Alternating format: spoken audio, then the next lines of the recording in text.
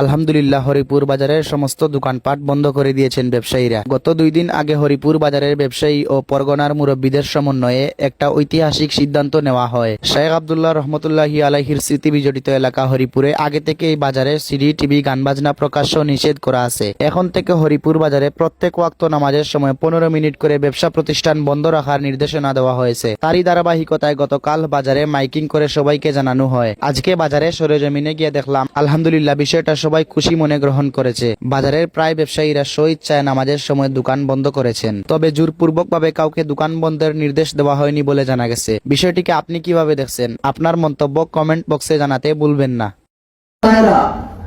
আপনাদেরকে অবগতির জন্য জানানো যাচ্ছে যে আজানের সাথে সাথে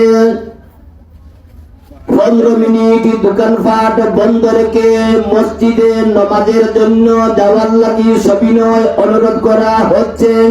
অনুরোধ কর্মে পরগনাবাসী।